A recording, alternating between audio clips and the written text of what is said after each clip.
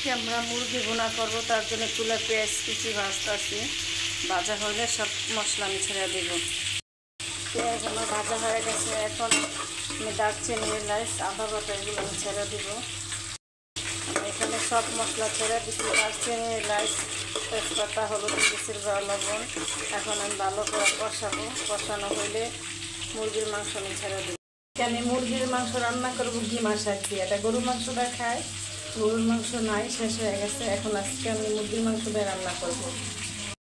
আমার মশলা কষানো হয়ে গেছে, এখন আমি ভাজা মাংসটা ছেড়ে দিব।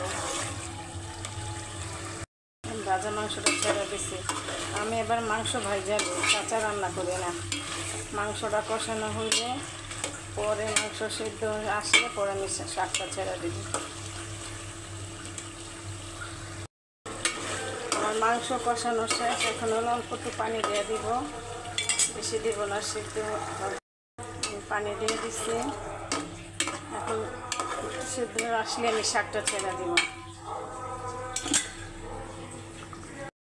মাংস সিদ্ধ হয়ে গেছে, এখন আমি শাকটা ছেড়ে দিব। শাকটা দিয়ে দিচ্ছি, নাড়া দিই, পরে ঢাইকা দেব।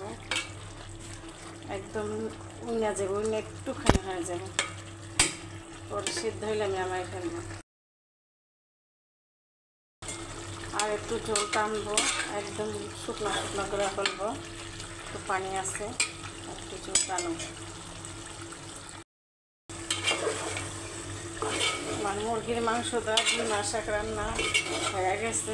ভিডিওটা যদি ভালো লেগে থাকে লাইক কমেন্ট শেয়ার করবেন, আর পাশে থাকবেন, কমেন্ট করে জানাবেন রান্নাটা কেমন করবেন, বেশি বেশি শেয়ার করবেন। আপনারা ঘিমা শাক দিয়ে মুরগির মাংস রান্না করে খাইবেন।